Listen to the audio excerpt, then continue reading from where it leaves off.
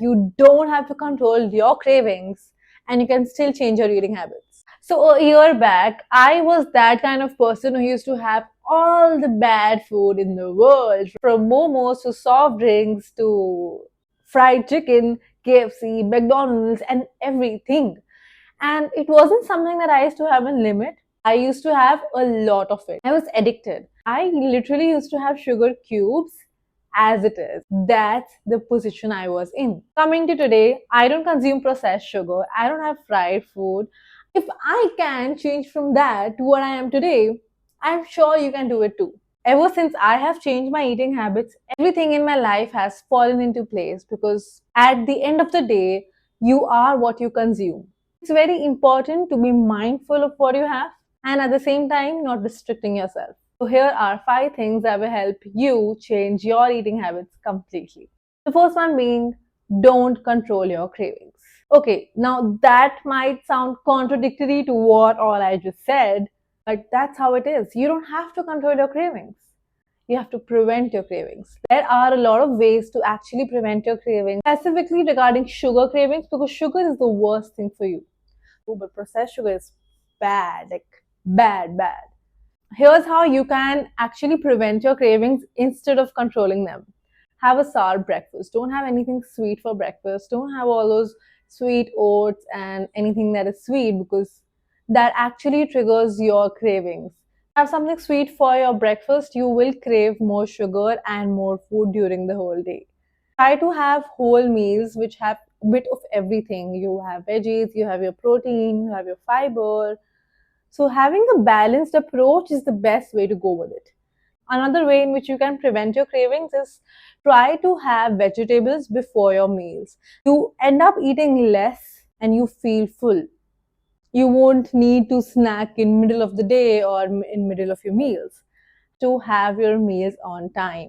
When you have your meals on time, you don't snack when it's not needed. To the second point, find alternatives. Like when I figure out that if I want to have something sweet, if I want to have this chocolate, if I want to have some snack, or if I want to have something crunchy, I can have a healthier alternative for that too. And the taste is not really that different, but the nutrition value is. So it's very important to find alternatives, and it's honestly very easy. For example, if I want to have something sugary, I can have a date, I can have a chocolate made of dates. For example, there are a lot of brands that make all of this, like the Whole Truth, and there's another brand named Eat Fit. They have these small chocolate hazelnut laddus, and they're like very good. They taste very well, and I don't feel like I'm actually restricting myself because I'm not. Everything has an alternative. At this point, I know so many desserts which do not need sugar or even jaggery. Just put in some effort and find an alternative. And I'm telling you, it will really help you change your eating habits. There's nothing better than finding alternatives. Third one being the 80-20 approach. 80% of the food that you consume should be healthy and the 20% of what you really want to have. For example, if you want to have a piece of chocolate, just go ahead, have it, but don't have a whole chocolate bar. 80% of the food that you consume should be healthy and good for your gut, and 20% of whatever you want without the guilt. Balance is literally the key. The moment you are too hard on yourself, you won't be able to sustain all of that in your life. So it's very important to have a balanced approach, and the 80-20% works the best. The fourth one being don't have cheat days. Delete the concept of cheat days. When you follow the 80-20 approach, you don't really need to have cheat days because you should understand that following a healthy diet or following something that is good for you, why do you want to cheat on that? It's like the greatest gift. I mean, personally, I think that's the best thing that I have done in my life till now because it has completely changed all the aspects of my life. It helped me be more disciplined. It helped me feel good about myself. You don't need a cheat day. Understand that it's more about creating a healthy lifestyle instead of actually forcing yourself to do things that you don't want to do. Only the first month might be hard, but after that, it's going to be a habit and you won't crave the bad food anymore. I get it. Sometimes it's fine to have all of that food, But having specific cheat days won't let you sustain your diet and won't let you actually stick to your plan. So delete cheat days. There's no concept as cheat days. The last one, it's all about being a habit.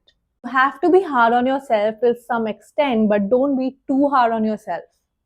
Have a balance and maintain the whole routine so that it's sustainable. You have to make it more sustainable instead of actually just sticking onto one thing. Because what a lot of people do is that for a week they'll follow very strict diet and boom, it's over their capacity and they just can't stick to it anymore. And that is what happened with me initially too. But the ways I just spoke about will help you be more lenient and actually change your diet in a sustainable way. As I said, everything is about being a habit. And it takes some time to build the habit. Initially, you have to have some control on what you have, and it might feel a little bit of torture on you, but reward yourself and have a balance. And I think it's all right to invest 20 to 30 days to actually change your eating habits for your whole lifetime. It's worth it. Give it a try. Don't be hard on yourself. Balance it out, but don't give excuses. And that's it for today. And let me know how it works for you. I'm sure it will, and you can do it. Thanks for watching. See you in another video. Subscribe, like, and share. Bye bye.